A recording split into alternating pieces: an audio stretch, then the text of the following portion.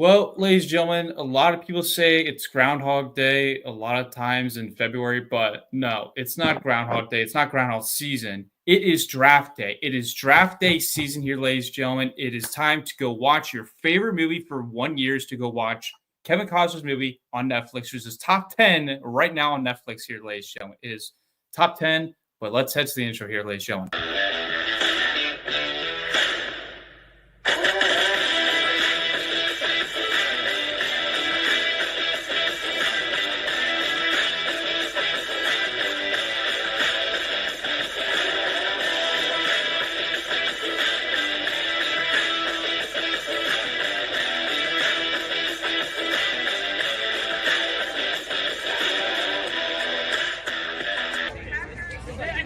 This is Tom Grossi, and you're watching the PackReacts podcast. Let's go. Hello, everybody. Welcome to PackReacts. I'm your coach, Jeremy Hadley, along with my other coach, Mike Arvano. And today we discuss another series here on PackReacts of the Draft Day series leading up to the draft, which is hosting Green Bay this year, which is what we're all excited about on here. And tonight we have our special guest, Matt Froehlich. Thank you for coming on. Appreciate it. He is a co-host on Pack a Day podcast, where he helps run with Andy Herman and all the other guys on the Pack a Day podcast too.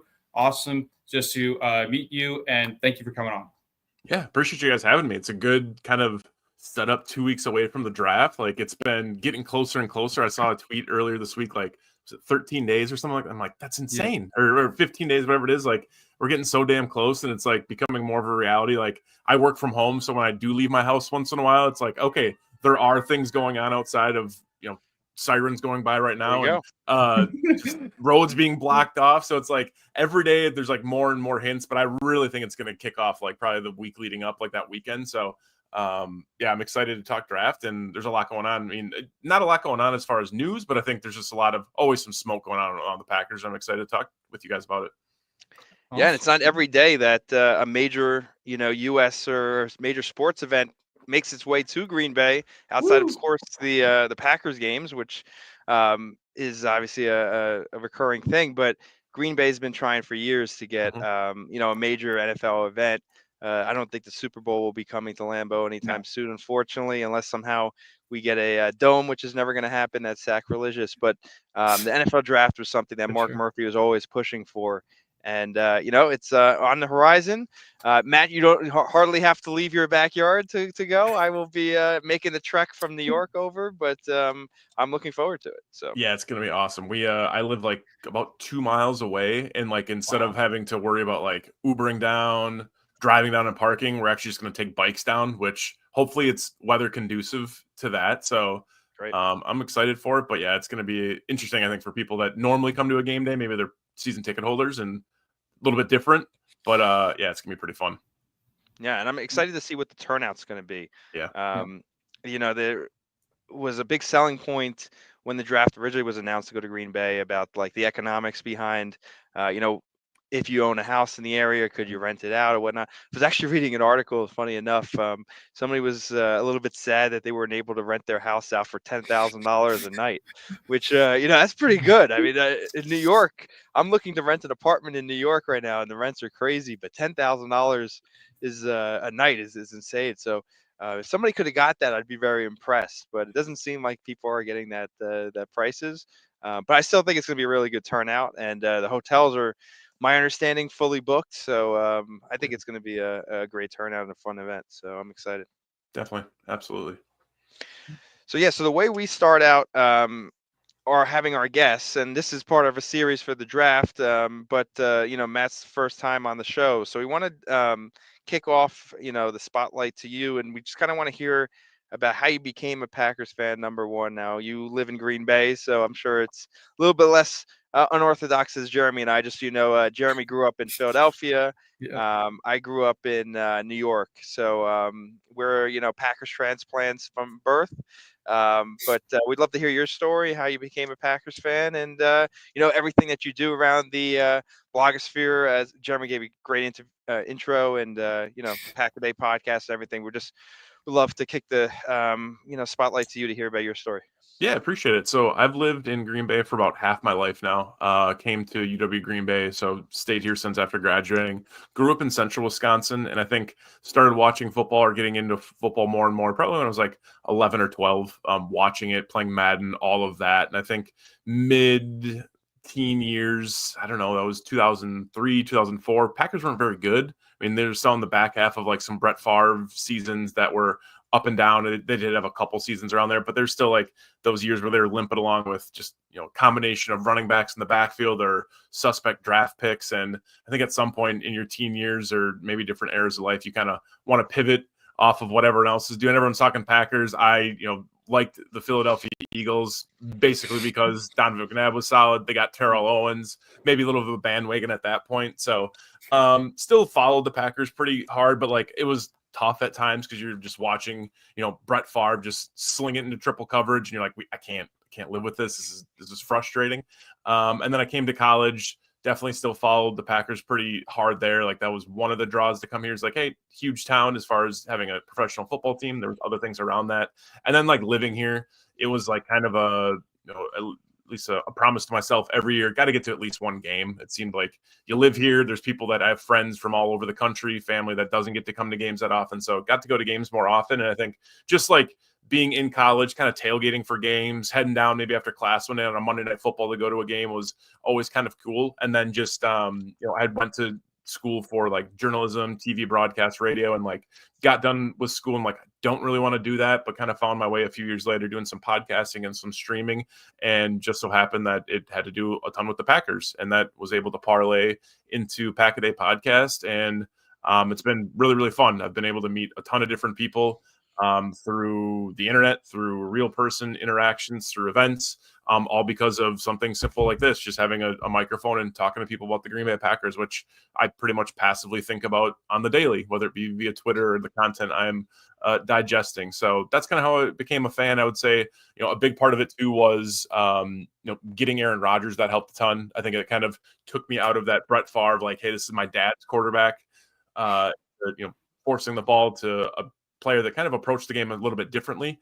Definitely made me like the team a lot more. And I just think, at the time, those early 2000s or late 2000s, early 2010s was just kind of a different era for that team. And they got a Super Bowl out of it, having those guys. So all good things. And if you live around Green Bay, I know there are people that aren't like fans of the Packers that live around here, but it's almost impossible. I feel like there's just so much pageantry around it. Like, I just feel like it's tough not to fall into at least supporting the team in some capacity, depending where your fandom or fanaticness takes you. But it's awesome. Definitely. That's great. I didn't know that you started out as an Eagles fan, so that's interesting. For a few years, it was like, I think it was a little bit of just like, Packers stink. I want to root for a winner, and they were Right. good for a while. Liked what they had together on defense and offense, and then they got T.O. I'm like, man, this team's awesome. And then obviously didn't work out too well, but yeah, for a few years, definitely was an Eagles fan. Got some shit from it from my friends, but it is what it is. Did you, when the Packers obviously lost to the Eagles this year in the playoffs, did you jump on the bandwagon for the Eagles or no? No, not at all. The I past? would say I didn't really have. I mean, I try to watch once the Packers are done and like you get into the playoffs. There's no fantasy football really. It's like it makes it easier to root for the teams. I think it was one of those things where it's like, yeah, I probably wanted the Eagles to win. Like Chiefs had won a Super Bowl already. Let's like get a couple there, and it just seemed like the way that it ended up coming to a conclusion was like they kind of were destined to get it. They were super tough up front, offense, Right. defense, and like it just kind of seemed their way. So I would say, yeah, I rooted for them a little bit, but like definitely once they beat the Packers, I wasn't too pleased to root for them at that point. Gotcha. Do you have a question, Jeremy? I have a few. I wanted to get like your aspect on Pack a Day podcast. So, Sure. what to give to the audience? What exactly is your role in Pack a Day podcast, and like what do you do with like the interactions with the fans, like of your viewers, whether it's in person you mentioned before, or just doing like in a camera like we're doing right now? Yeah, it's a good question. So I think a lot of it is just like staying up to date on the current, news and notes. I think some things you have to understand. Like, I guess what I've learned over the years is 7 years of doing it is like a lot of people that listen to the show might be a little bit more casual. A lot of people might be super into it. So like there's certain news and notes that you're going to probably bring up anyways, but you got to kind of read the room. So I think about like February and March, they're getting new coaching staff. Like some people might nerd out on that. Like, oh, this guy came from here. He came from New England Patriots. He's going to be the new D-line coach. They just announced like Sean Mannion got upgraded to QB coach. Some people might not care about that. Some people might care that they signed McCole Hardman and it's like, oh my gosh, he could be the field stretcher. And, so you have to kind of play to those strengths. So you have to, you never really go too deep into those news. I think it's, make sure people know about it. Some people might have really busy jobs and that's the only way they can listen. So making sure you at least have some news and notes. And then, during the season, Janelle, Eli, and I always do the Saturday episode that comes out, and we record Friday evenings after the injury report. So, like, our main goal is just to follow injuries. So, like, during the week, paying attention to what the injury report looks like, we've gotten into a pretty good routine of understanding when the first injury report drops, kind of the press conference that Goody or specifically LaFleur will do, waiting around 3:30 on a Friday Central's time of when that final injury report drops. And the other one that I've tried to get better at is like just kind of understanding where injuries are within the division, right? They're going to play those teams again. Who's ever on the schedule. It might be, a Jets player or a Philly player where it's like, okay, this is coming up in a couple of weeks. Like we might actually have to have them where it's a notable injury. So I think staying up to that and then just kind of just how you handle yourself online. I think a little bit too. Like I remember there's been times where it's like I've gone back through tweets, like old tweets. I'm like, oh, probably should delete that, or just like certain things you make sure you don't want to have out there. I think some people might interpret your words in a weird way too. Like we do have, it's not 140 characters anymore. You can really add some context there. So making sure you're doing that. But yeah, if you have an opinion, I think stick with it. But there's certain people that want to get clicks for things. I like to just like, hey, this is kind of what my thoughts are. I gather a bunch of information from everyone else that's talking about it on Pack-A-Day or Cheesehead TV or even, the local beat. But yeah, I think just like, so everyone wants to talk Packers, like whether it's a meetup or something like this, it's like, why not? Like I'm down to do it all the time. Mm-hmm. Now, with Pack-A-Day podcast, do you guys get to go like do the media? Like, for example, like, you go with Nagler. Do you get to go like in the media room at all? So Andy does have a credential, but I believe it's through Packer Report. So Packer Report of more of like the journalistic writing standard gets some of the credentials. Cheesehead TV does.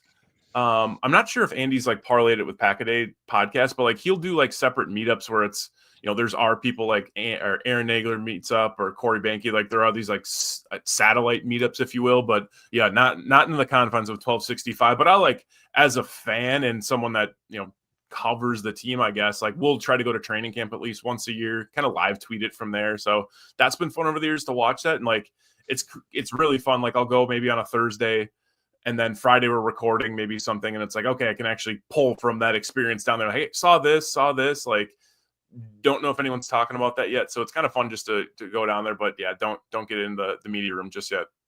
Gotcha. One thing I wanted to add. So you mentioned something that was actually really, stood out to me because you mentioned like podcasts being the only way people that like work busy jobs get exposure to the Packers. And during the COVID years, and even actually before that, actually my first kind of realm into like the Packers blogosphere was actually Pack-A-Day, other than Cheesehead TV and YouTube. But that was really the only like Spotify podcast I listened to. And that actually, I don't think I ever told Jeremy this, but that was actually one of my first thoughts in my head. Like it would be great to be part of this team because it's such a unique situation where there's like every day different people talking, but also it's not just one person or two people talking every day. It's sometimes three. There's a big group of people.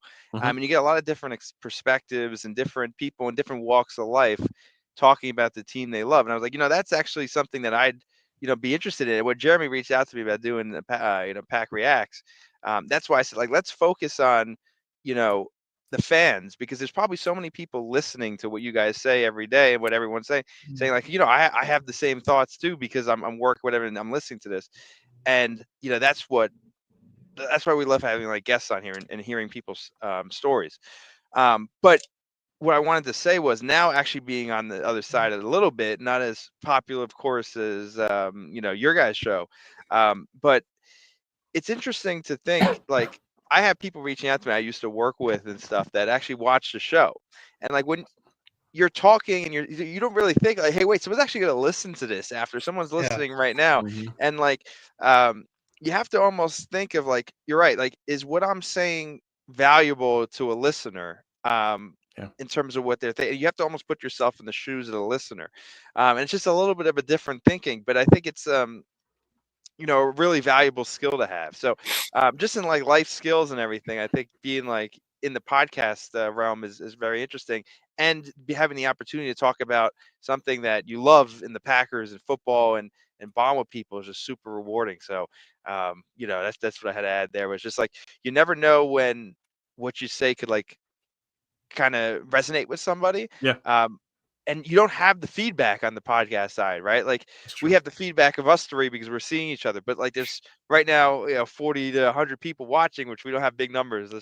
I'll be clear about that. But you don't know what people are kind of taking from it. So it's just interesting to hear feedback, listen to the fans and everything. But yeah, I was a listener for Pack a Day for many years. I've kind of fallen off the podcasting personally, Sure.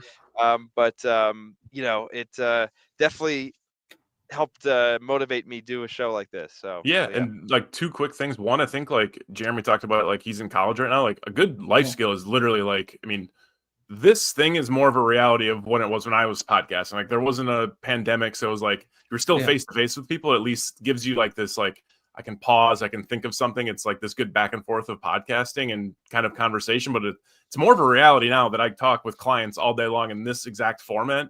Just Right. thinking about what my next statement is, and like it's way more applicable. And like kind of what you're saying too, Mike. Like I've had like a cousin or two I'll see during the summer, and they'll be like, "Hey, like, what's your thoughts on this?" And it's like I kind of have the same thought I had when I recorded a podcast, and you kind of just remember like this is my stance. I'm not switching it. So like let's stick to what I've been saying, right? If I feel a certain way about Lucas Van Ness or the Jair situation or a draft pick, like I'm talking about it enough. Like this is truly what I believe. It's not just like I'm just making this up, and then like a week later I'm switching my tune because A, someone actually I know might be listening, or B, someone that listens religiously to the episode, like he just said 2 weeks ago he thinks Lucas Van Ness is the second coming, and it's like this week he's just dogging him. So like you gotta kind of stick to your word, what you're saying. Great. And it's the great thing about podcasts like long form media is you kind of mentioned with like the Twitter thing. Now there's more characters, so you have Yep. to like it's not so concise anymore. Like I think when you get a long form kind of form of media, you actually get to know somebody, 100%. um, even though you're not right there. Like there's no way if we're on this podcast for 45 minutes to an hour that we could lie for that long, and anyone watching us will, pick up and believe it, right? Yep. And like the legacy media when it comes to like print or cable TV media, right? They're have a script or they have like it's something they're trying to get into in like a few minutes because then they got to go to commercial. Like the Yep. great thing about podcasts is there are no commercials, and if there are on replay, it's like spliced in there afterwards. Yep. So you have to like get through your thought process based off of what you truly believe, not because you're trying to hit a quota or some kind of narrative in a very short period of time and can kind of move on to the next. Agreed. So that's what I great love about podcasts, and I think it's just really a great way to get to know somebody in a efficient way. 100%. But then the other thing I'll say is like it also there's a lack of human interaction too, right? As much as Mhm. we're talking, we're not face to face. And I went to the Cheesehead TV meetup last year in uh, Lambeau during the 49ers game. And that was Yeah. great meeting people. We have a few people that come on to the show that I've met at meetups, and it's just been Awesome. great to growing up in New York. I don't have a ton of friends as when I grew up that are Packers fans. Everyone's Giants, Jets fans, or some other team. So having the ability to expand your horizons and meet people that are fans of the Packers from these kind of things is great. Totally agree. So yeah. I Absolutely. have one question. Mhm. So how did you get involved in Pack-A-Day? Just curious, like the origin story, kind of, did you Yeah. know Andy beforehand, or like how would if someone that is watching the show is interested in doing a podcast? It doesn't have like I was very lucky with Jeremy. We kind of met each other on vacation. That's how we Yeah. met each other. But like somebody to start a show, how would you get involved if you were starting today? Yeah, so I actually like randomly started podcasting. I think it was like January 2017. I kind of started my own podcast, just like wanted that outlet. Like I said, I went to school for broadcast journalism and like realized when I got done, like, I don't want to do this. I don't want to jump different markets for 10 years and maybe make a decent living. But I knew that I still had the passion to do it. And I went to a couple different like sporting events like that week. I think it was like maybe a Green Bay Blizzard game, maybe a basketball game, a high school game, and like watching with a different friend or two. And they're like, "You ever thought about podcasting?" It was just like this, like kept kind of hearing it. And I was like, sure. So I started doing it, running on my own for like 6 months. It was fun, but it was just like doing it all by myself, recording all by myself, setting up interviews, like more in person. This was kind of before StreamYard too. So kind of hacking my way through that. And then randomly, I'd been pushing it pretty decent, I thought, in my opinion, outside of my regular like 9 to 5 and everything else.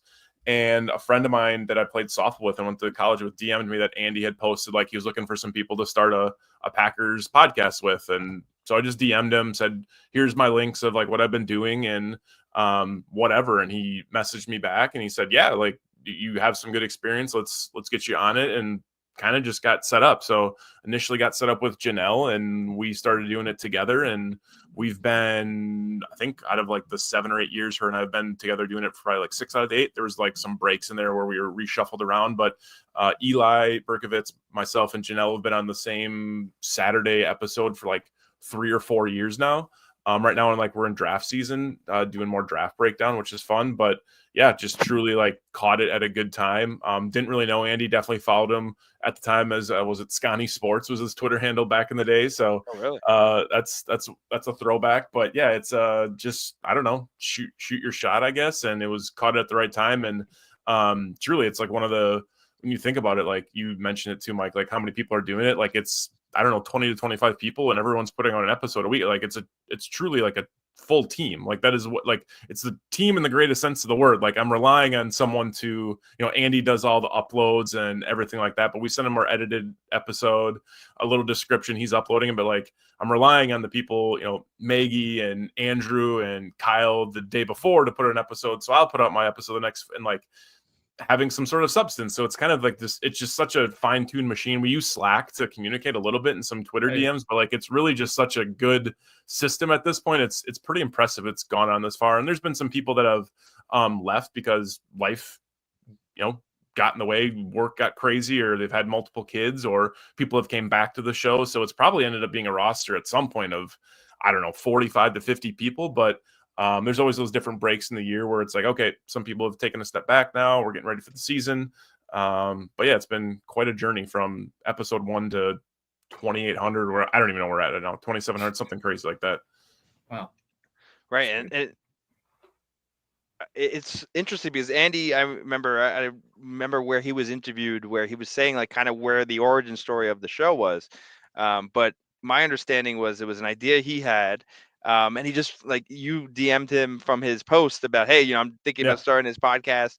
And I'm sure when he did that, he just kind of didn't really know if it was going to land. He could have looked dumb, put that out. No one was interested and just kind of completely, fell flat on his face. But of course, it really kind of came into fruition. And, you were doing your own thing and probably had that situation where like, I have great ideas, have a great show, but, it's kind of hard to get the viewership. And it was just a great match at the right time. Yes. And it just kind of was like a really great idea and a aspect of the market that wasn't really filled yet. Yep. And it's really hit the ground running. So that's great to hear. How long has it been going again? How many episodes are we at right now? I think this is our 8th year, into our 8th or 7th year. That sounds about right. Yeah, let me double check. I always forget how many we're at. It's like 2,449 was today. So wow. Yeah, pretty nuts. That's impressive. And now not only is there one show coming out a day, but Andy does the video show as well. And that's nuts. Like there's people helping with the audio, right? And like audio is a lot easier. Like, and you have rotate, like he's putting out an audio or a video episode every single day. I don't even know how you do that. Like it's, I guess, but he's pulling research. He was gone on vacation for a full week, so we pre-recorded a bunch of them. And I mean, truly at the end of the day, he like works his ass off. He's up late, he's up early. Like he really grinds and does it, and it's his full career now. So yeah, kudos to him. He deserves it too. Yeah, and as a viewer of something like this, you don't really recognize how much work goes into something like this. Full disclosure, I tell Jeremy all the time, like, the editing part, that's a lot of work. It is. Yeah. It is. We've never done that, and we just kind of come on and do a live stream and talk, and that's why we like to have guests on to kind of mix it up. But if you were to upload every day and do all that, I mean, that's a lot of like administrative work that Yes. isn't the fun part. The fun part's coming on, meeting new people, talking. That's why I like do it.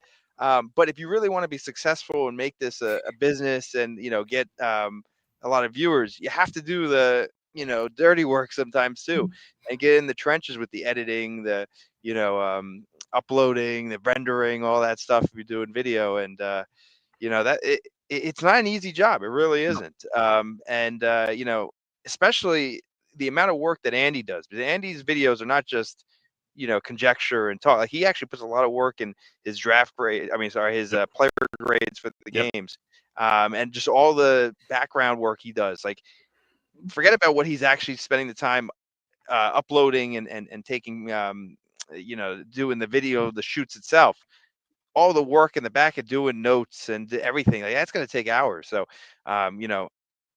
amazing. And really, Andy, we talk about all the what do you call it, creators on this show. We've had the what do you call it, luck to have Matt Ramage on the show, Big B. Wes Wes has Hawkowitz, been on the show. We Tom haven't had Grassi's Tom editor. yet. We had Johnny Barks on the show. Yeah. That was great. And I'm sure I'm missing a ton. But I gotta say, with Andy, I mean, it's just so clear how much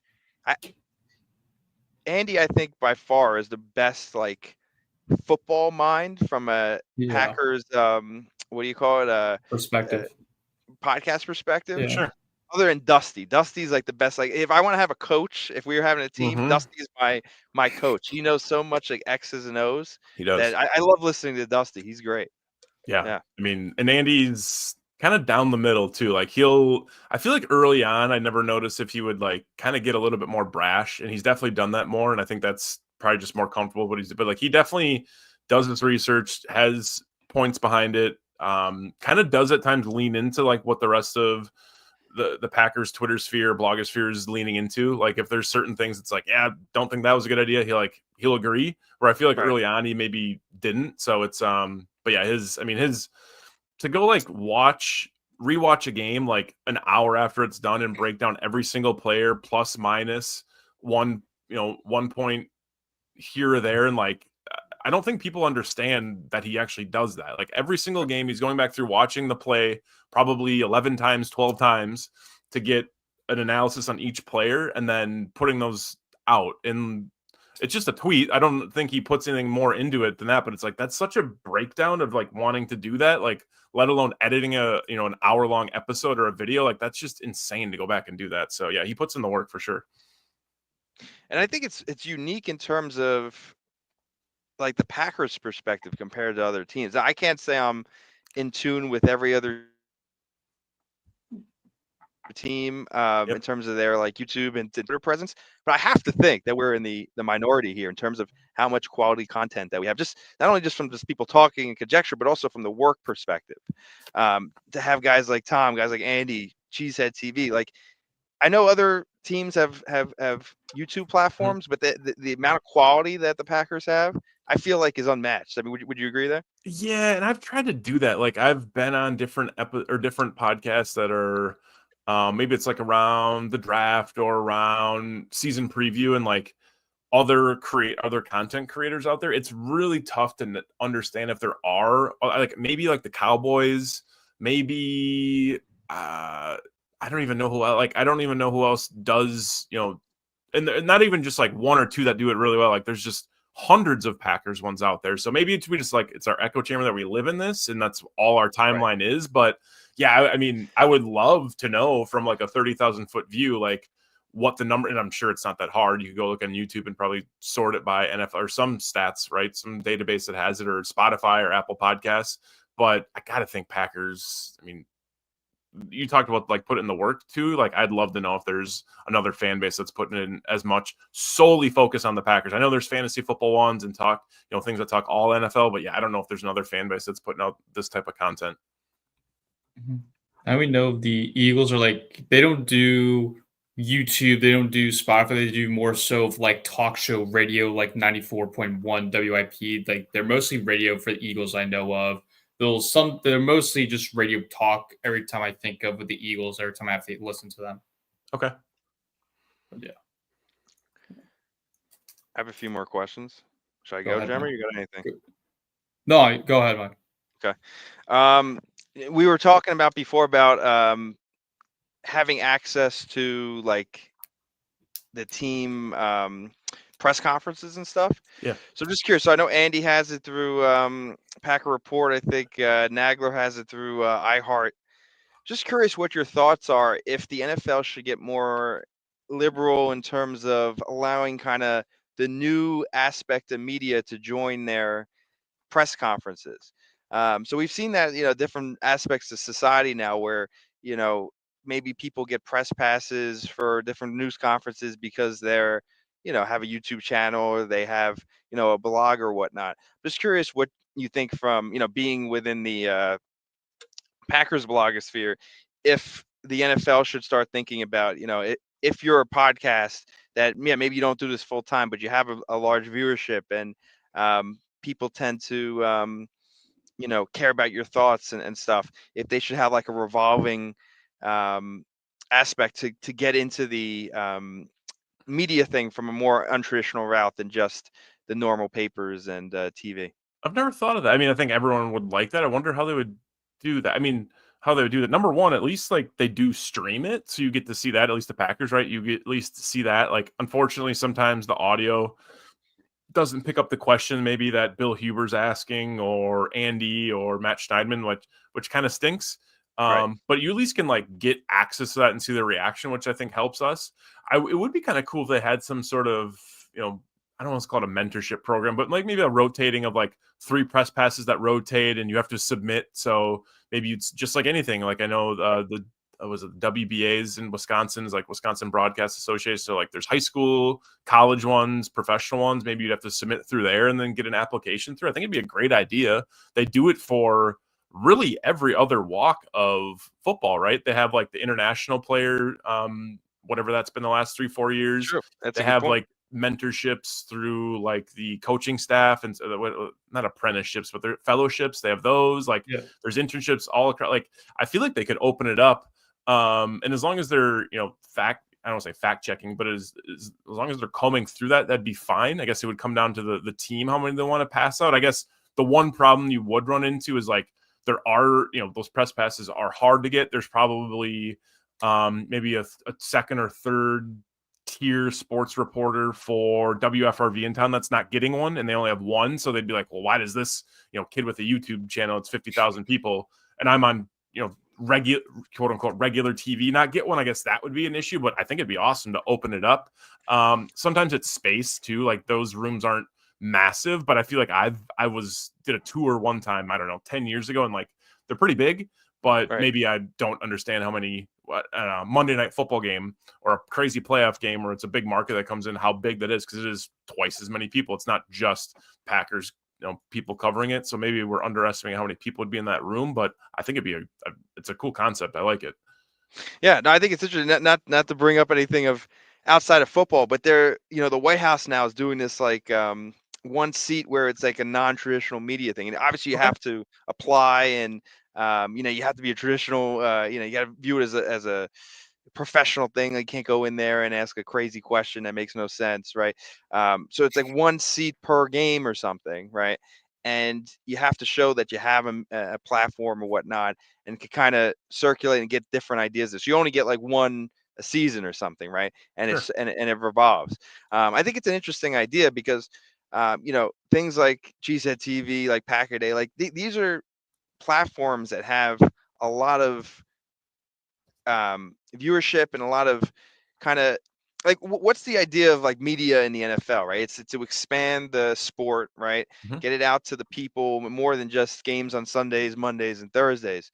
Kind of keep um, the information flowing and out there all the time. And since so many people are now using untraditional media, kind of like podcasting, like YouTube, I think it'd be interesting to get those people in the room that ask the real questions to the people that are making the decisions, coaches, players, GMs, on a more routine basis, because it's fun to talk and all this stuff. But we can't also ask any real questions to the source. And that's kind of what is right now 100% the traditional media. So, I think it's an interesting topic. It'll be interesting to see if they do that over the years. But it's been interesting to see how much podcasting they have really changed the landscape around the Packers. I mean, I really think a lot more people reach out to and get their media from guys like us, rather than the traditional newspapers and TV that really had a monopoly on this space for a long time. So Yeah, I mean, how many people? I mean, there's only a few that really put, like, if you don't want to read a full article and you want to listen to a podcast or a stream, there's not many people that do that. I know Matt Schneidman does it. He puts a podcast. I forget who he does it with. He does some radio hits. I know Wes Hodkiewicz does. They do the stuff with the Packers, but like, Yep. Traditional media, you have to really watch 10 o'clock news or read an article. And like, back to what we talked about 30 minutes ago, some people don't have the time to do that, or appointment television is just such a thing in the past. So but that's how that's who those people work for. Green Bay Press Gazette or Fox 11, like they don't really have super innovative media tactics, and that might just be because the old school mentality, or it might just be actually like geography too, because I'm sure bigger markets are putting out at least some sort of longer form content that's more accessible on an iPhone or a cell phone than there is probably locally. It's more of a actually having to watch regular television or look up a blog or whatever article it might be. Right. And then my other question, and I'll kick it back to Jeremy if he has any, but since Pack a Day is a revolving cast of people every day, not only are you a content creator on the show, but you're also a content receiver and fan for the other days and other creators that put out content. So just curious, do you have a favorite? Or if you can't pick a favorite, or maybe you don't want to release, that's fine. Like, is there anything that you find unique perspectives from different groups that you find refreshing and interesting to listen to when you listen to outside of Pack a Day? No, within Pack a Day, just not your guys' group, not the Saturday group. Yeah, I mean, I like the people that have been around for a long time that have just like continued to stick it out, like Andrew Mertig, Kyle Fellows. I think they do a great job when it comes to the draft stuff. Dusty, he's great. I mean, his X's and O's are unmatched.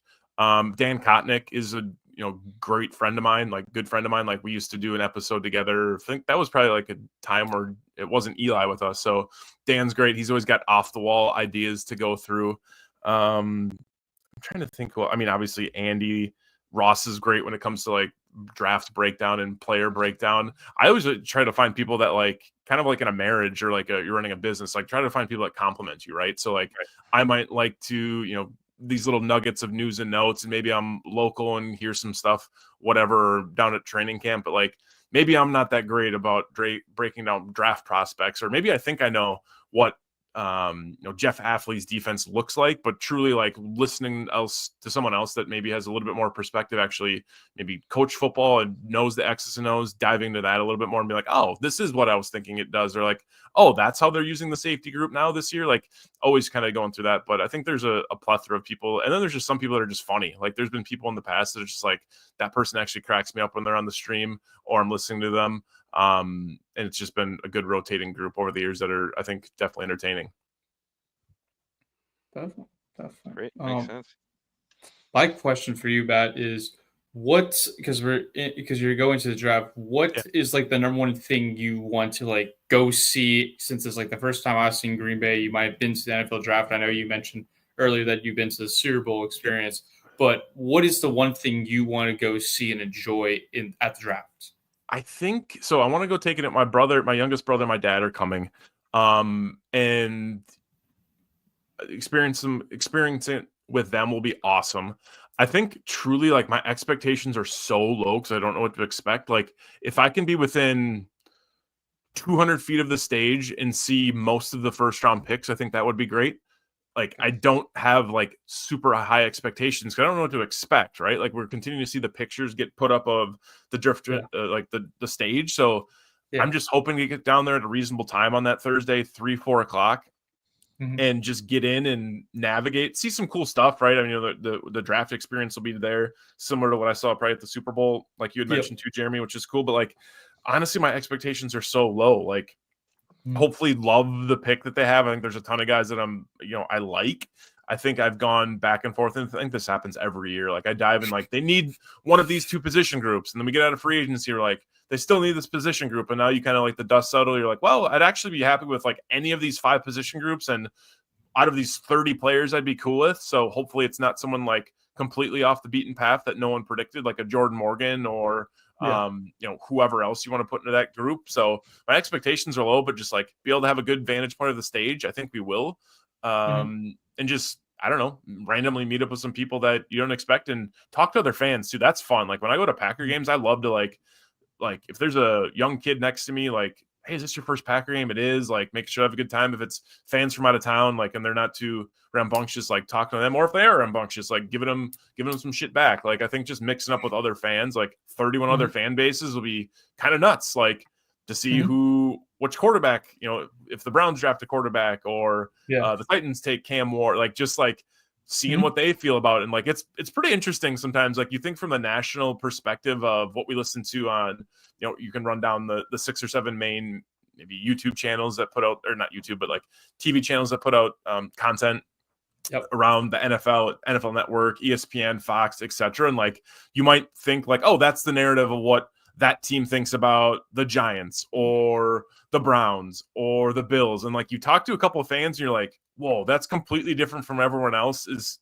talking about. And it's kind of fun just to like hear those little nuggets. So I think just mixed up with other fans, but have a decent vantage point to the stage, and hopefully it's decent weather too.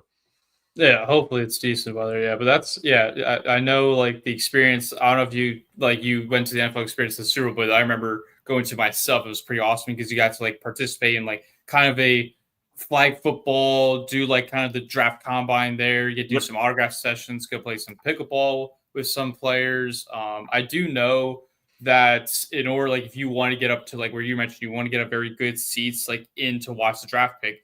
I do know you have to download the free app, the NFL One Pass, and you basically it's like get your ticket, you just walk up there, you get to participate in the NFL experience, but you also get to get a seat that you can fight for if you really want to get close. So I'm going to push back a little bit on that, Jeremy. So if you want to get in the theater, my understanding is you have to get a ticket from one of the teams. So the teams are the ones distributing the tickets within the theater. The draft experience, I think people are going to start lining up like at like a kind of like a barrier after the theater, and I think that's kind of how you watch it. But my understanding, in order to get into the theater, is the team tickets. Now, probably on the first night, there's going to be a lot harder to get tickets. Yeah. Friday and Saturday, they'll probably just be letting people in because they want to, fill up the seats so that there's nobody, it would look pretty bad on TV if there's no one sitting there. So I think it's going to be pretty easy to get in the theater on, definitely Saturday. Friday, I'm not 100% sure. But Thursday, probably there's going to be a lot of ticketed fans from different teams. What will be interesting is if you reach out to a team that's like, the Chargers or places where like, they don't have like a huge fan base, even where they are. Like, is anyone really going to come to Green Bay for the draft? They might have more tickets to give out than the Packers do, of course. Just so you know, I used to go to the draft back when they were in Radio City because I lived in New York, and my dad worked right outside of the Rockefeller Center area. So they used to have like a ticket provider that you got tickets for free online to go on Friday and Saturday. Thursday was harder to get because it was the first round. Sure. But I went to the draft when it was in Philadelphia, in this like revolving outdoor kind of thing, and I was able to get tickets in the theater for the first round. Unfortunately, I got there a little bit late, so I didn't see Mahomes get picked, and then some of those guys get picked that year. But I think they went away from that. I haven't been to the draft since, and I think now they're giving 100% of the in-theater tickets to the teams to distribute. So I don't know if you know anybody in 1265, maybe they have extra tickets. But See. yeah, I don't think they're just letting people in. Other than I'm sure they will on Friday and Saturday because they probably just need to fill the seats. Yeah. And they'll probably be like, if you're standing there, they'll find your way to a seat. So. Hmm. Yeah. But Definitely. you're right, Jeremy. In terms of the one app, anyone who's Yes. watching that's going should definitely download that because in order to get into the draft experience, which Matt, you're going with your family, right? So Yep. it's going to be a fun family affair too. Last week we had Big B, who none of us had any family, so we were more worried about the adult aspect, but it's also really good for kids, and there's a lot of Mhm. different events, so that should be really fun as a family. So there's only it's the first time this has ever been to Green Bay. It might be the only time to ever come to Green Bay. So it's an exciting time. Agreed. Got to take advantage of it. Yep.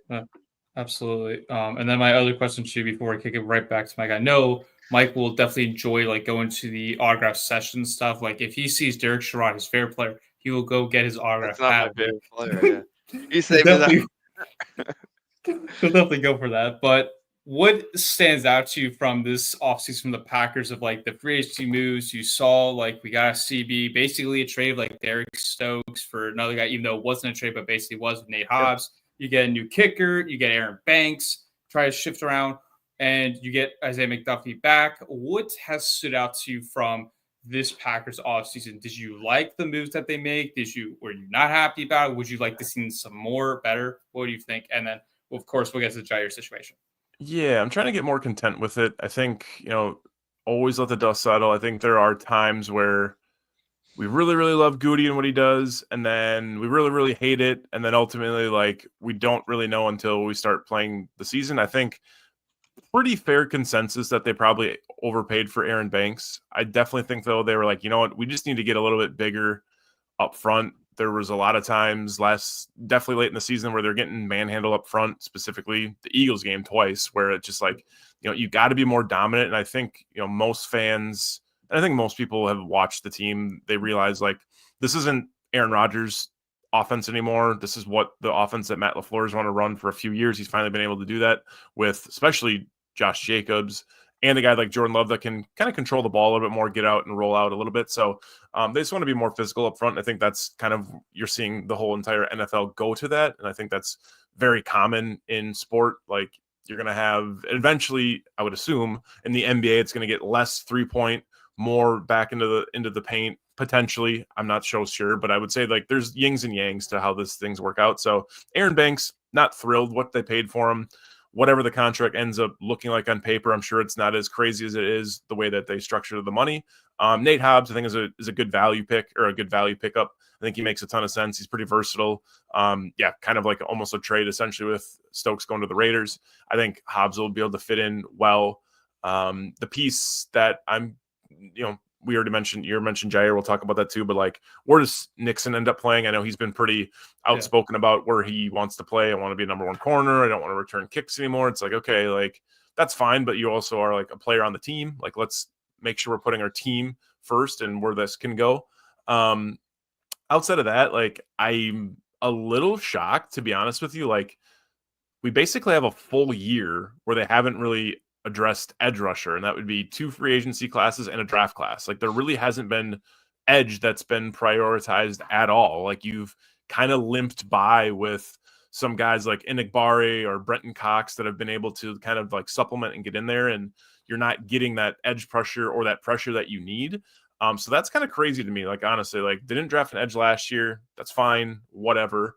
They don't go and get a free agent this year edge. That's kind of crazy. You would assume they'd have to go do that in the draft, but I'm beginning to think they just have such a high expectation of what Lucas Van Ness can do in year 3 and what Rashawn Gary can do in his second year after the ACL tear. Maybe we're underestimating it, but going to this defense, with 4 down linemen, you have to get pressure. You don't have the ability to really blitz a guy off the edge in a 3 down lineman set like you would. So I definitely think, I'm shocked they didn't go and get a person that can get after the passer. There was a couple guys out there. A few of them never hit the market though. Chase Young would have been great. He re-signed. Khalil Mack never hit the market. I didn't really love the Khalil Mack potential, but I'm definitely surprised and address that. And it kind of makes some of these needs even more important going to the draft, maybe a receiver and an edge. Mm-hmm. Definitely. I mean, I remember, I think it was Rob Domotsky. He went on like the ESPN, like Wisconsin Milwaukee radio, and he was mentioning like what guys like they're in play for the Packers, and Yep. he mentioned some of the guys, and they go to the Packers rivals. One goes to the Bears, DJ Reed goes to the Lions, Yep. and the Packers supposed to be like huge contenders and players. And I remember when I was watching like NFL Network the whole day, I'm like waiting for the Packers to make a move.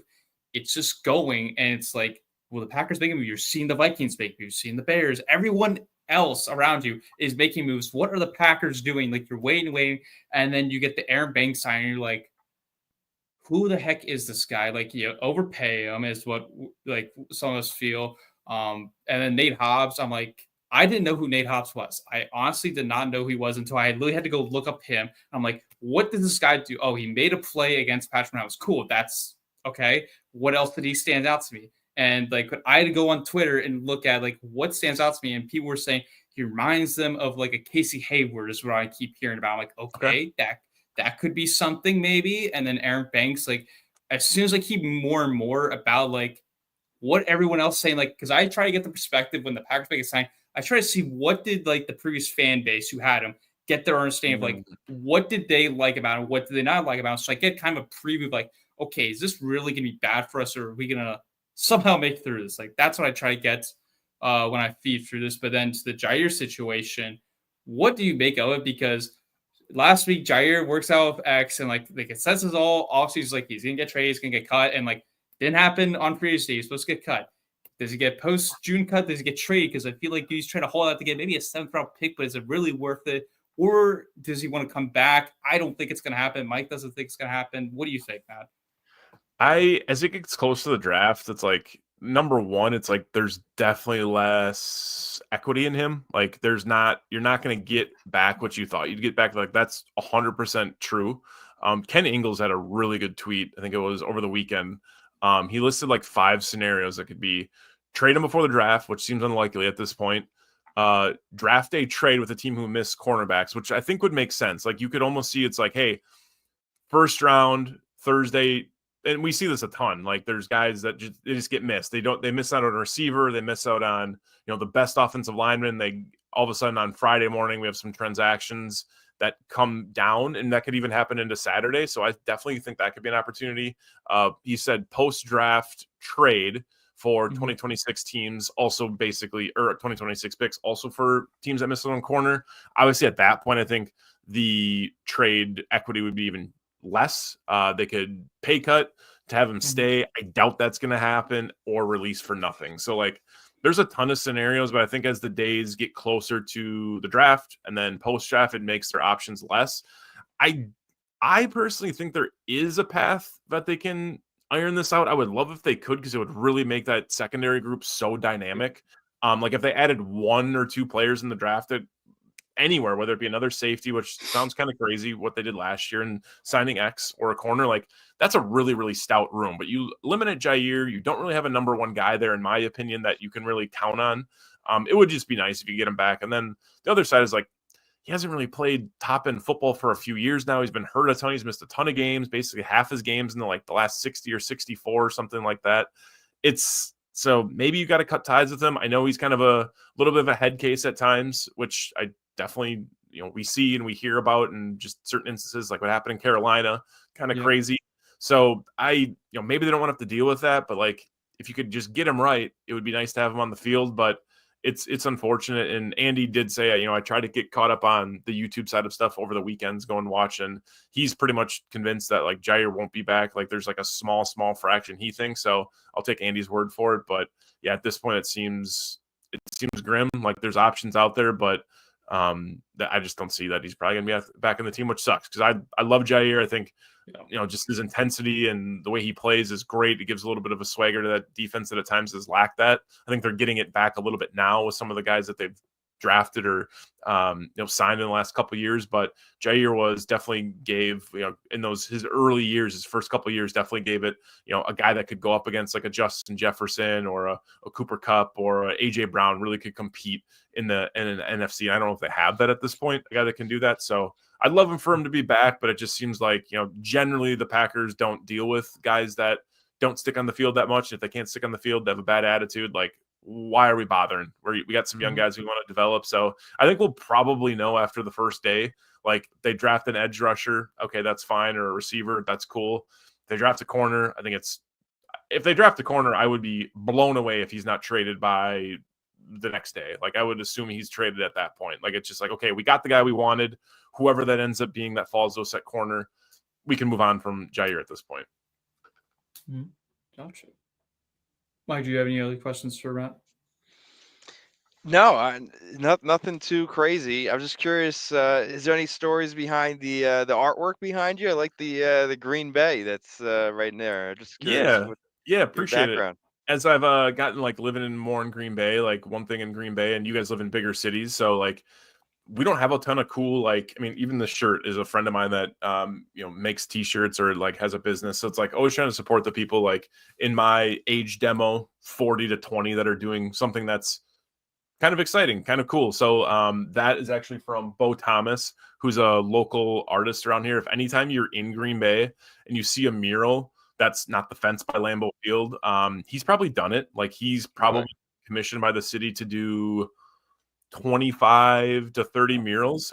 He does stuff all across the Midwest. He's done like gyms at elementary schools. He's done these big murals down on Broadway or Washington Street. So needed some new artwork when I moved into my old in-person office and bought that from him. I have another one that's off to the side too, but just why not have it? It's cool, and he's continuing to do stuff. So yeah, just trying to support the small, tight-knit, I guess, artistic community that is Green Bay, Wisconsin, that sometimes gets overlooked, but they're doing much, much better, I would say, over the last 10 years of let's get away from more of the industrial stuff. Like, let's get a little bit more, updated with things. And yeah, just a piece from Bo Thomas. Awesome. Interesting. Bo Thomas. All right. I might have to give me his information. I'm going to need some more stuff in my apartment. So, sure. I'm using my background as well. So that I like it. It's very nice. But yeah, it was interesting what you were saying about Green Bay kind of, revamping its image in terms of kind of the business that's going on. You have Titletown Tech and kind of,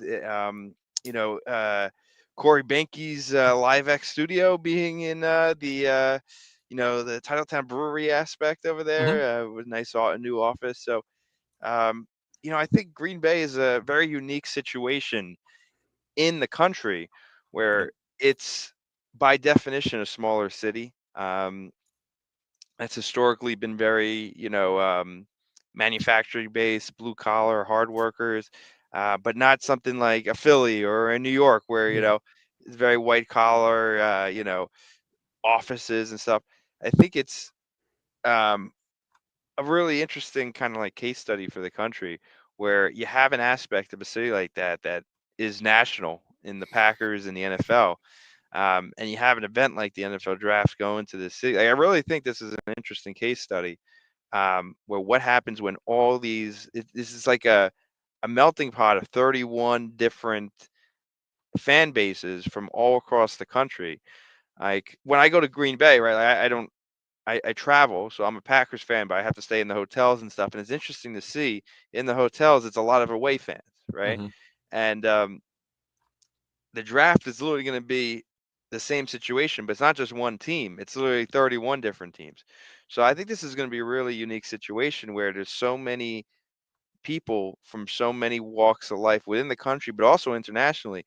It's going to be a very diverse and inclusive situation in a city that is also tight knit and basically like a small community. So I'm really excited for it because the draft's been started in New York. It's gonna Chicago, Dallas, Philly, Kansas City, Detroit. Those are all big cities. Now, Kansas City's not a gigantic city, but I've actually never been. But none of them is like Green Bay, So like Green Bay, this is not its first rodeo, of course. Like, right, we have games all the time. You have a lot of people showing up, but nothing like the draft. So I'm just excited to see how it goes.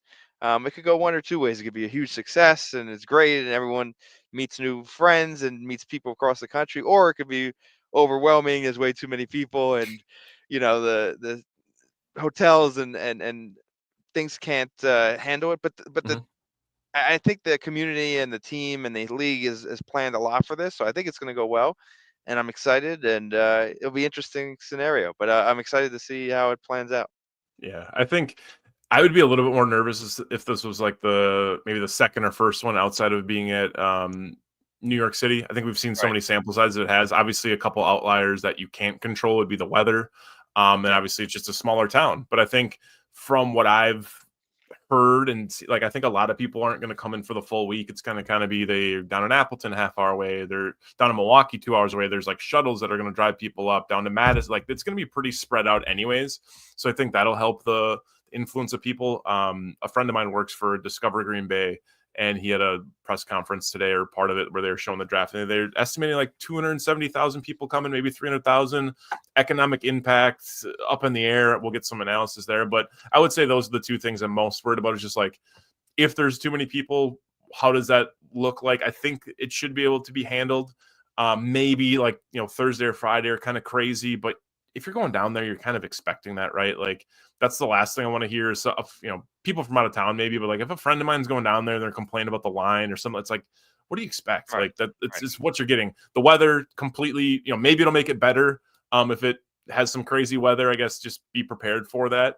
And I don't know. I've been in some pretty crazy crowds. Like I went down to when the Bucks were in the finals a few years ago. That was nuts. Like there was tens of thousands of people every single day coming up more and more and more. And like they weren't planned for that. They were still under construction in certain areas too. So like people make it work. And I think the one thing that we have in our back pocket is just like Midwest, hospitality will Right. probably over at some point, which is great. So I'm pretty optimistic about that. Little concerned at some points of some business owners being a little bit calloused about having the draft here. People don't even care about the package. It's like, well, this is also doing a lot for the city. It's putting a cool spotlight on it and some economic impact. So Mhm. ultimately, I think control what you can control, and the NFL's helping. There's been a sample size for other cities, so I'm optimistic and yeah, just dress warm, I guess, and be prepared to stand in line a little bit more than maybe you're accustomed to, but be prepared. Yeah. How's the weather been since you live in Green Bay? What do you expect the weather to be? I haven't done much research into it. It's been junk. Like the last week's been Really? terrible. We had technically had a polar vortex come through the other day, so it got down to like 20 degrees overnight. Oh wow. One night, Okay. I think this weekend's supposed to be great. It's supposed to be like 60 degrees. So if it's 60 degrees in 2 weeks, I would love that. So That'd be great. Yeah. like anything below 45 would be kind of crazy. And then like it's going to be at night too. Like we're recording this at 8:35 Central Standard Time. Like I would still be standing outside for another 2 hours, more than likely to see the Packers draft. Like it's going to be cold regardless, I think, even if it's 60 or Yeah. 65 during the day. Yeah, just like no rain, no snow would be good. I mean, snow is possible. It snowed probably once a week in the last couple of weeks, like small amount, like little flakes, like maybe a little bit overnight and it melts by like 9, 10 o'clock. But I don't know, maybe that would help with the lore of it. But yeah, I'm Yeah. I'm watching the forecast. My guy Luke Sampe, who's a good meteorologist around here for Channel 5, he's good follow on Twitter. So I've been following him and seeing, so working on the forecast, but I think those will be, that's going to be top news for the next couple of weeks is what's the weather going to be like for those 3 days. True. And the other thing is it's out in the parking lot, right? Yeah. So, usually when people talk about, like in the playoff games, you're gonna be in Lambeau and it's gonna be frigid. And believe me, it's gonna be a lot more cold in January than it's gonna be now. But it's also different in terms of the wind because you're in the bowl, right? And in a lot of ways, maybe the wind could whip around more. But now you're gonna be outside, completely, not inside. Like obviously, both are open to the conditions, but Mhm. it's not in a building, right? So, um, the wind tunnel could be a little bit different. So if there's a lot of wind that night or whatnot, it could be a lot different than it would be normally in Lambeau. So hopefully the weather's not a factor. Hopefully it's beautiful, and this leaves a good taste in people's mouth for an event like this in Green Bay, because I hope I'm not speaking for the choir here or putting words in anybody's mouth, but hopefully we have an event like this again. I Yeah. would I would think.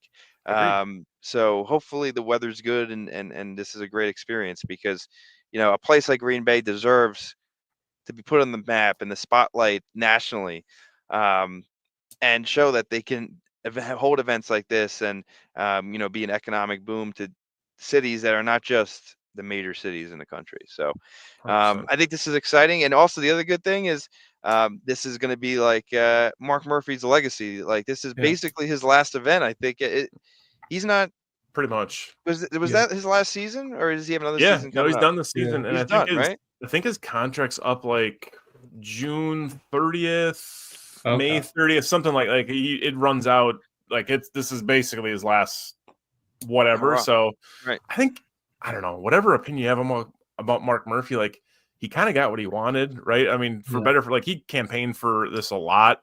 There's a lot to go into doing this, and like he probably had to shake a lot of hands and like do a lot of stuff to get this here. So kudos to him to get it and to go out like this. Like that's pretty special in a career like that. So, but yeah, this is his last season. He's got a couple months left on his contract or whatever it ends up being. I'm trying to look here. Yeah, he'll retire July 2025. So I guess Right. end of that month, end of June. But yeah, not much left for him. And hats off to the league to Yeah.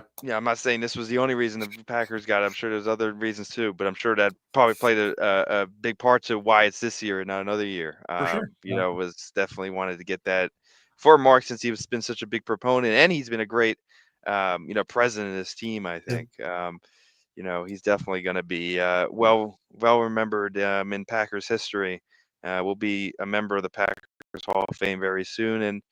Not sure if he's a member of the NFL Hall of Fame, but I don't think he is. But maybe he will be one day. But he Definitely. really, for a team that doesn't have an owner, right? Mhm. It has multiple owners. Matt, are you an owner? Yeah, I am. I have it. Yeah. There you go. So we have 3 owners on this call. Love it. But cool. unfortunately, we can't even get in for the press conferences. So That's true. because we're an owner, it doesn't mean much. But for a team that doesn't have a true owner, Mark Murphy's been really, in my mind, a great president, and this is a great way to kind of send him off for a great retirement after a great career in the NFL as a player, then as a president of the Packers. So yeah, I'm looking forward to it, and hopefully everything goes off without a hitch. So it's something people remember positively. No doubt. All right, Jeremy, do we want to jump into the mock draft, or do you have Yep. questions other than that?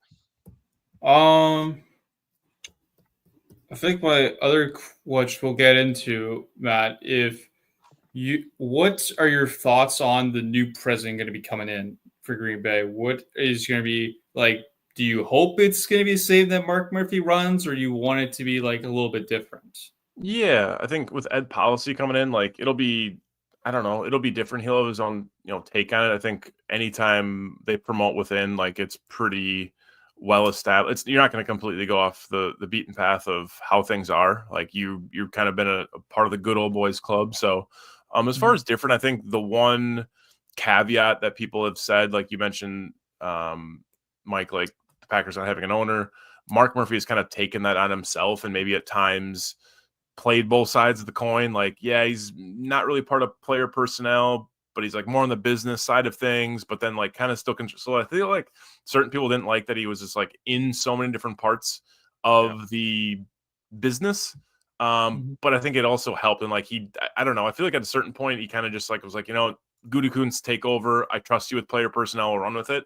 I don't really know what to expect from Ed. Like he's been around the league, football for a long, long time. Like, went to law school, Arena Football League, National Football League. He's all, he's been around. So, they wouldn't make him part of it if they didn't expect him to do great.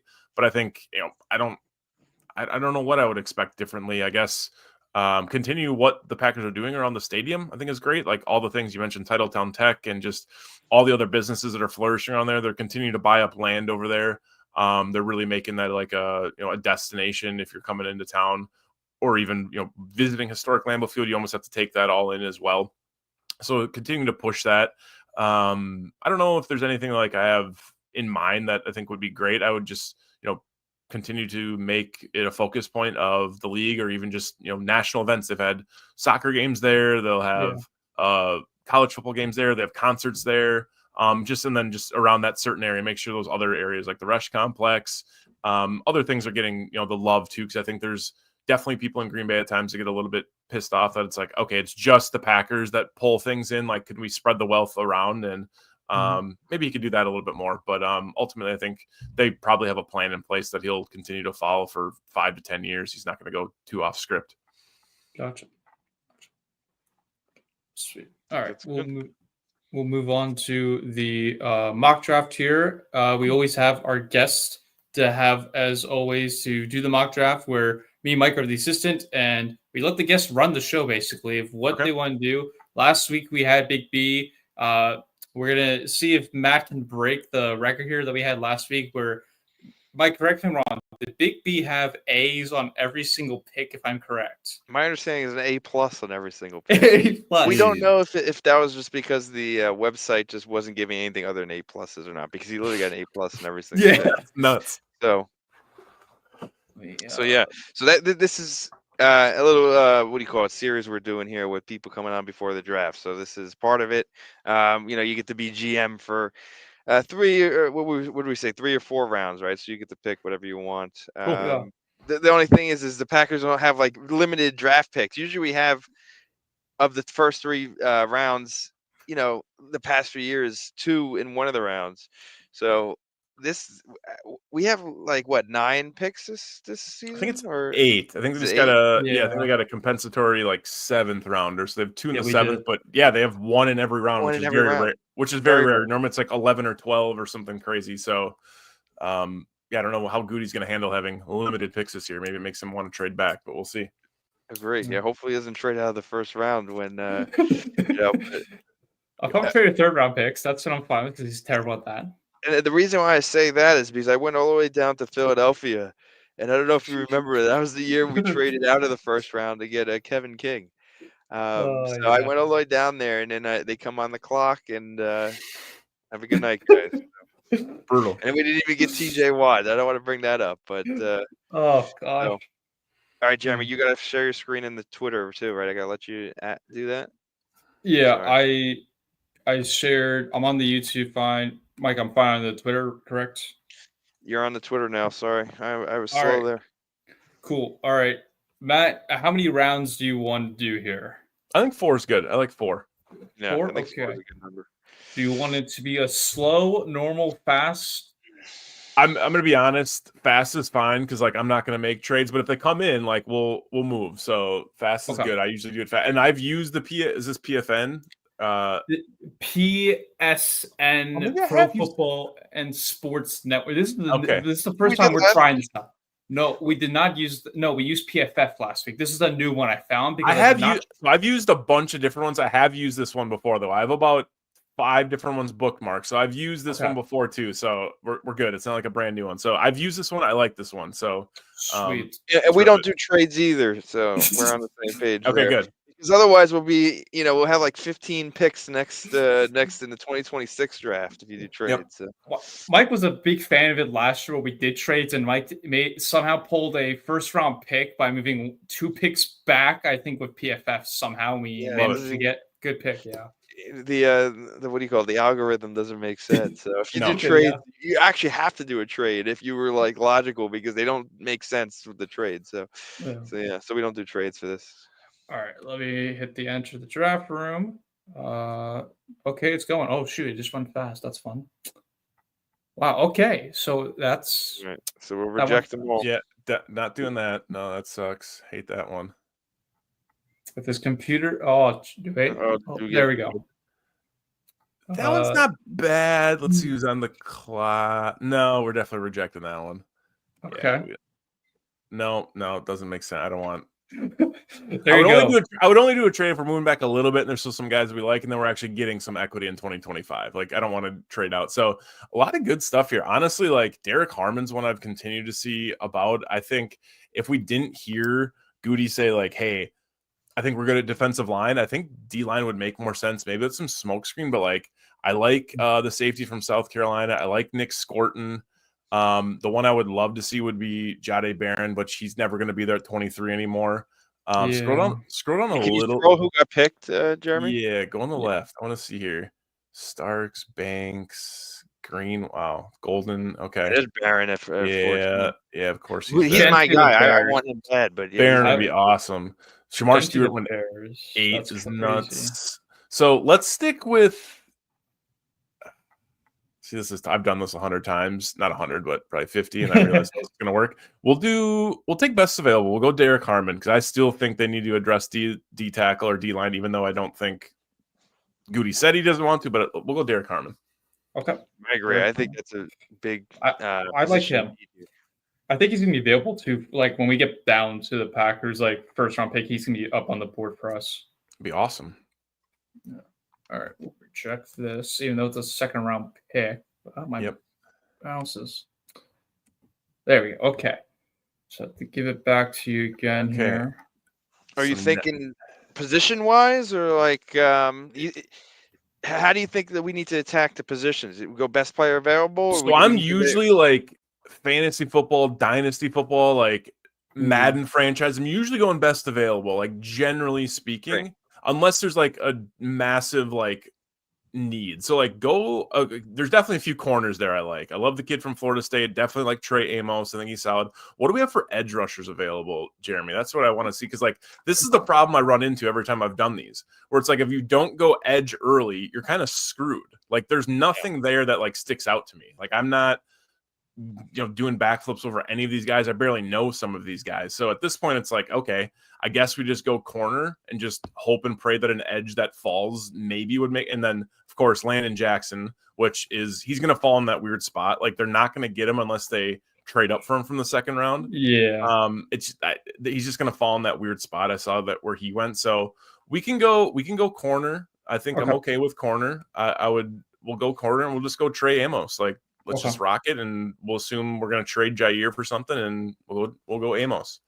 That's interesting, because here's the thing: like we need a cornerback in the first 2 rounds. I don't think we have a choice, because assuming Jair is not coming back, which I know there's been some rumblings that possibly, but it's just not going to happen, in my opinion. This player that we pick is probably going to be playing week 1. Potentially. So like we need somebody. We definitely need multiple corners in this draft, but we need a top tier corner, in my opinion. So, if we don't take him in the first, I think the second has to be a corner. Like we don't have a choice. Yes. But agree, like edge, you're right, kind of falls off a cliff after a while.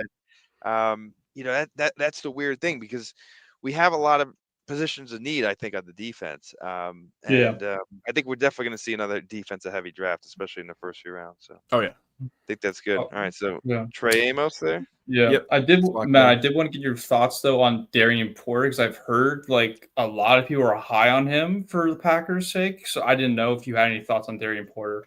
Early on, I was on Porter, and I think there was a reason I fell out. Oh, because he's just like, I've heard a lot, and I think it's pretty true. Like those 6'3", 6'4" corners, like they're cool. They sound awesome, but they don't really do well in the league. Like there's not really many of them that stick out. So like initially I was high on him, and then I was like, man, this guy would be awesome if I was, having him in Madden and like being able to use him on the outside and cover someone at 4'3", 6'4", but like realistically it just doesn't work out. So love him from an attribute standpoint, but like generally speaking, if you look at like the top corners or even any corner that's in the league that's decent, 6'3", 6'4" is just kind of a breaking point for them, which kind of sucks. I'd love to see a tall corner, but maybe the NFL's going in a different direction.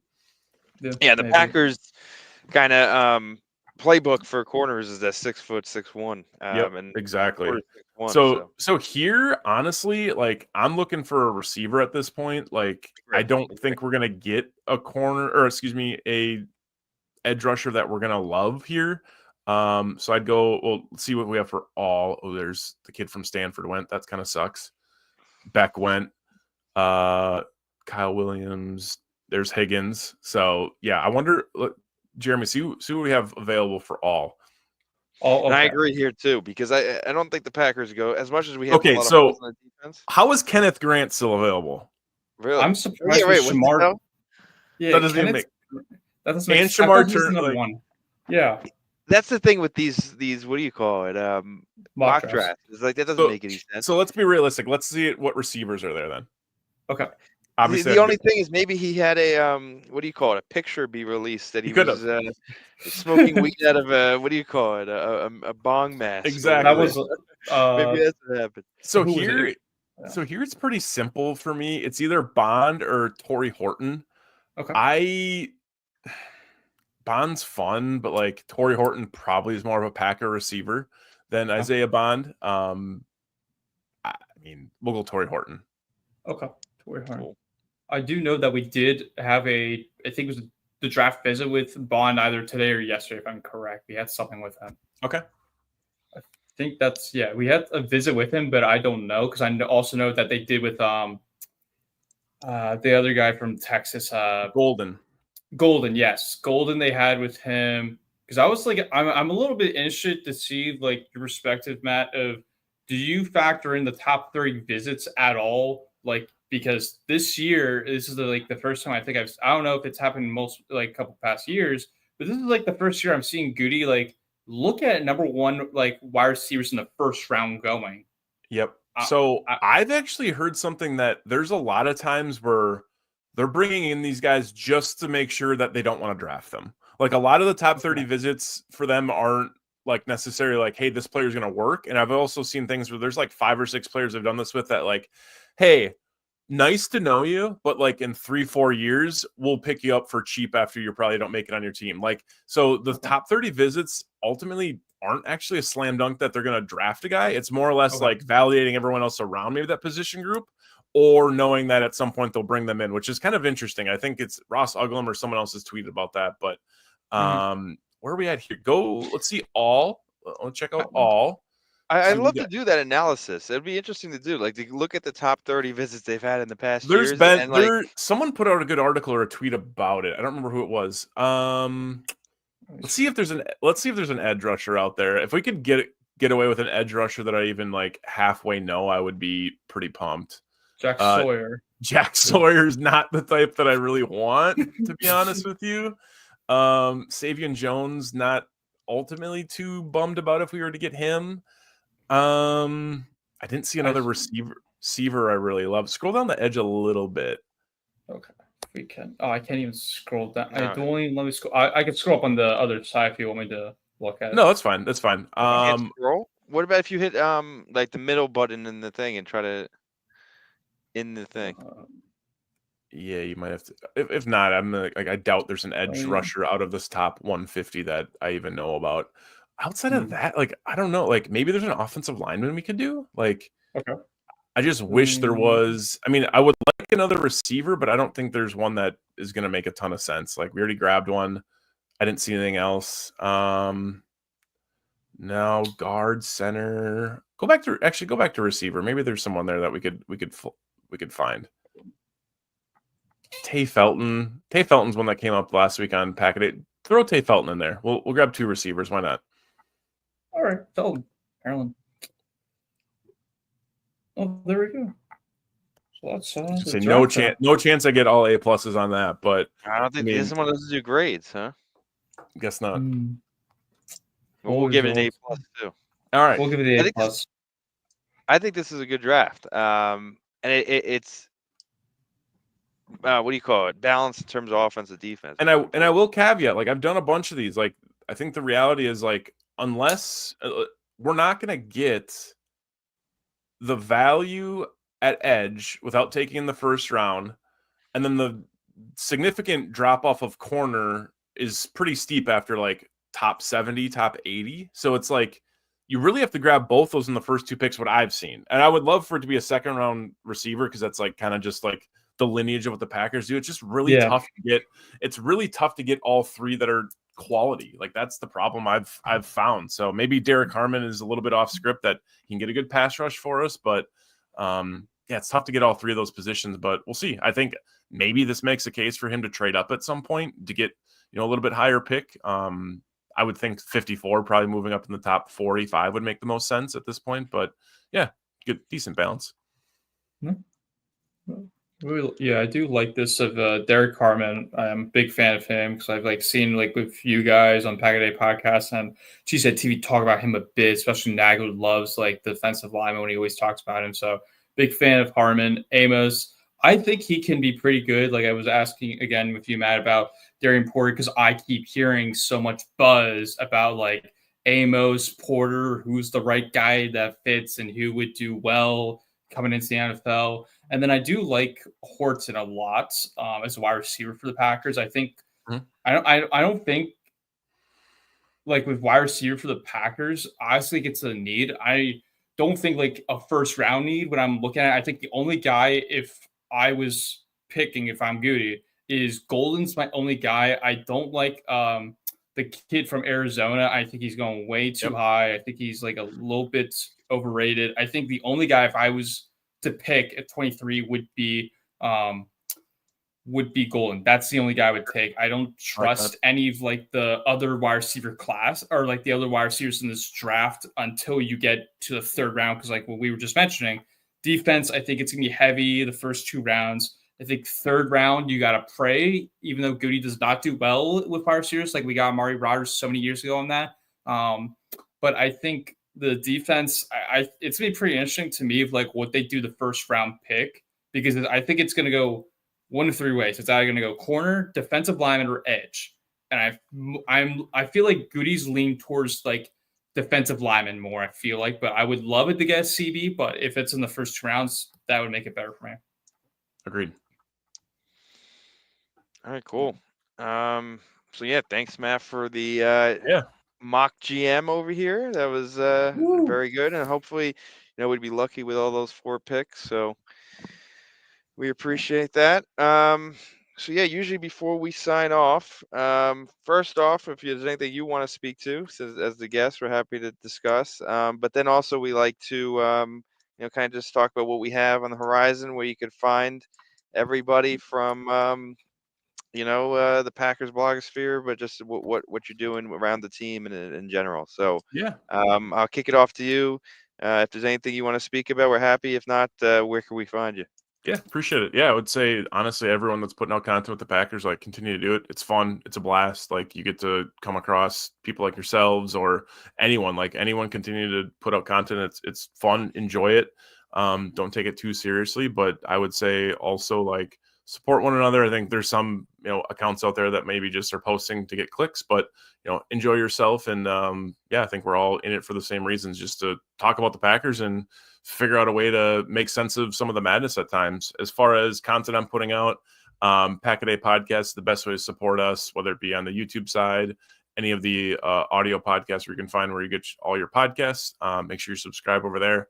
Like I said, Eli Berkovitz, Janelle, and I usually put out an episode on Saturdays, but we're right now in draft season. So we get lucky enough that Eli and I get to have Rob Rieger on.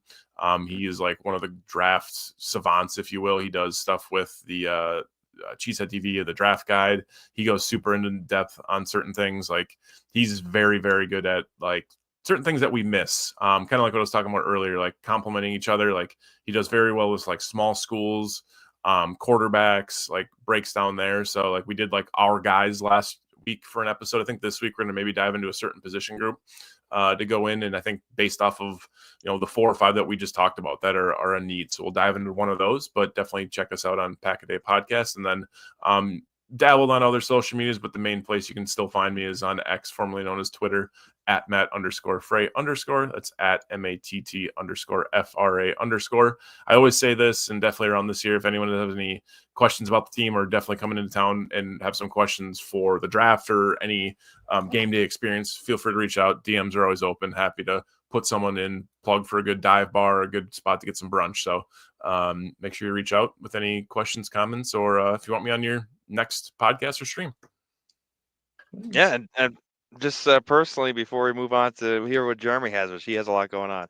I don't have much, but thank you for coming on. It's we're not a big show and everything, so we really appreciate you taking the time out of your day to come on, and it's goes a long way and shows that you really mean what you just said, because it's great to talk about the Packers and have different people on. So we really appreciate it. Yeah, 100%. Appreciate you having me, guys. Yeah. All right, Jeremy, what's going on in your world? Oh, you didn't want to say to the fans where they can find you? Well, I'll go after. Mine's pretty short. Okay. All right. And then we do have a surprise for the yeah. an announcement. So That is true. Okay. But Matt, thank you again for joining us. I appreciate it. But to give you guys an update, what I'm doing on the channel right now, I'm still continuing with the GOAT series, season 2 of going through every NFL franchise. Last week, I just did the New York Jets, going through who's the greatest player of all time. And I give my 5 candidate reasons, and I give the argument why. Joe Namath was somebody of my guests. I argued somebody else. You can go find that out on the YouTube video.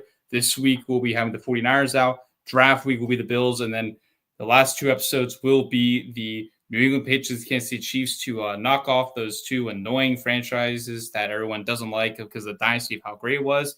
And then season 3, that's up to you guys. I'll be asking you guys in a bit. And then I'll be streaming the NFL draft night 1, definitely. Night 2 will depend if everyone wants to come back again. I'll be streaming it live, and that will be my 8th year live streaming the draft of night 1.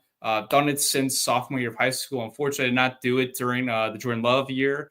That's because I was trying to see how everything was going. But yeah, I've streamed the draft, whether it's through Instagram, YouTube, Twitter, any social media platform you think of, whether it's like the live feed on Instagram. I have streamed the draft. This will be my 8th year. Happy to do it once again. I'll be putting my mock draft video out next week. Will be coming out, and also we'll be working on a nice other video than just football, which is giving my new video on which team could be an NHL expansion team. So right now I'm working on the Atlanta city. So could that be an interesting city that pulls out? And I just finished my presentation on that today, which is 16 slides.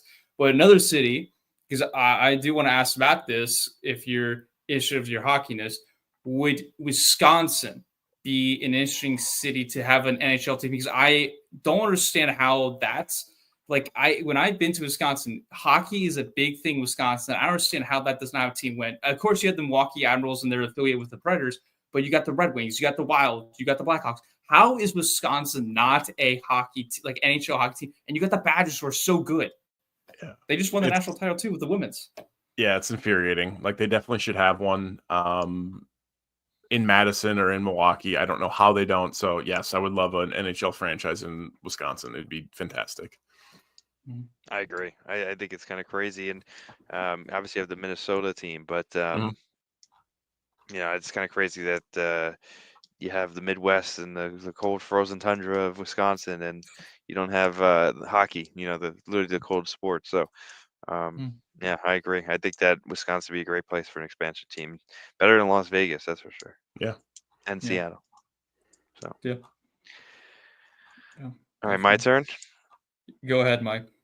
Yeah, so where you can find me, Twitter, PackReacts.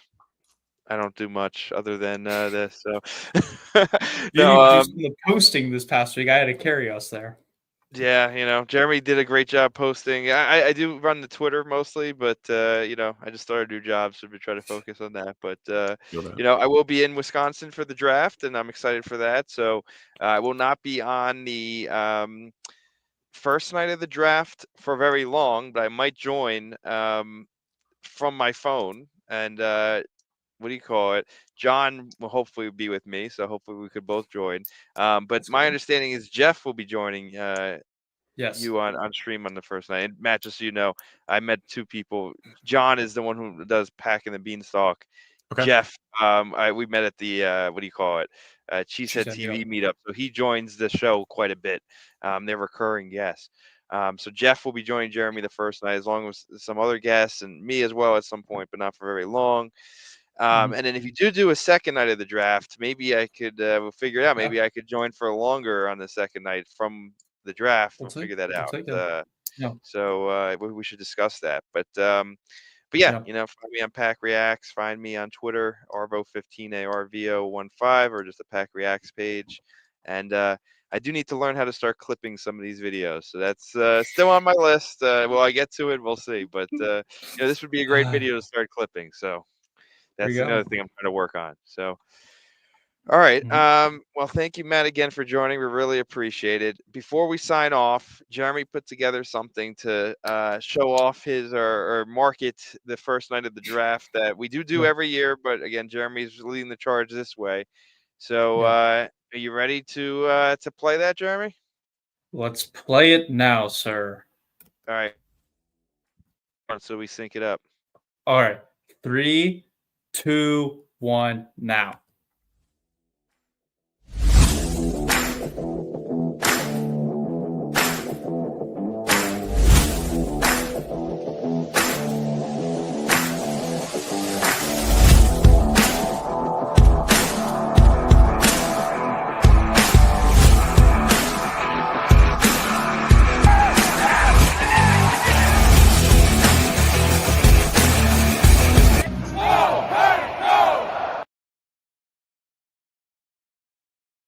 There you go, Jeremy. You're still lucky that you didn't get kicked out of and what do you call it? Not allowed ever back into Lambeau for doing a Lambeau leap like that. I am glad with that. The tour guide, he wasn't looking when I was doing it, and he was distracted. I went for it, and then I did a second tour right after that because I was supposed to meet Leroy Butler on the first one, and then I got to meet him the second one. And the tour guide literally said, as soon as we started the second tour, is anyone does the Lambeau leap, you're kicked out. Never did it again, but that's a memory I still have, and I will have that to my end of life. Well, you should have put your name in the draft this year after that. What do you call it? That field goal. So Exactly. it would have been better than Anders Carlson. When I went to the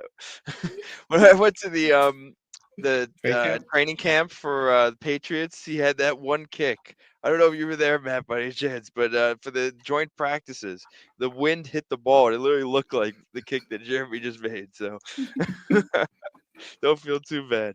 So, all right. Well, again, thank you again, Matt, for joining. We really appreciate it. And, you're welcome to come on at any point, and we'll definitely make sure to, watch the next show on Pack-A-Day, and the viewers should definitely find Matt on Pack-A-Day, as well as listen to everyone else on the show, and Andy's videos on YouTube. They really do a great job, and, we're really lucky to have that source of content. And thanks for taking the time to join a small show like PackReacts. It's really appreciated, and hopefully our viewers enjoyed the show. So thank you. Thank you guys. All right, cool. So the way we usually go out, and I know Jeremy wanted to change it up, but we're gonna go back to it. Is we just say "Go Pack Go" on the count of 3. So after that, we'll sign off. So Jeremy, you want to kick us off? All right, and to remind everyone in the audience, we'll be back tomorrow night. It'll be the first time ever where PackReacts will be back to back, which has never happened in PackReacts. It's kind of weird because we would have thought once in a while when we did our live streams for the Packer games, which have not gone our way. Every time when we live stream a Packers game, they've lost in a very terrible way. So. And Mike wants to go back to it. I'm just trying to not let a Packer loss occur. So I'm trying to take one for the team here. Don't stream for Packer game days. So we tend to stream on Thursday nights. And if you just, what do you call it? Think about the Thursday night games that we've lost is like the Saints game. The Titans. Like a few years ago. Oh, sorry, the Titans. It wasn't the Saints. It was the Titans and the Lions. And we probably did one more other time where they got murdered. But the Titans and the Lions game are just terrible. So we tend not to live stream because every time we live stream, it's not even close. So all right, Jeremy, you want to kick us off? And thanks for reminding us about Caden. That's important message. All right, on the count of 3 here, ladies and gentlemen. 3, 2, 1. Go Pack, go. And thanks everyone.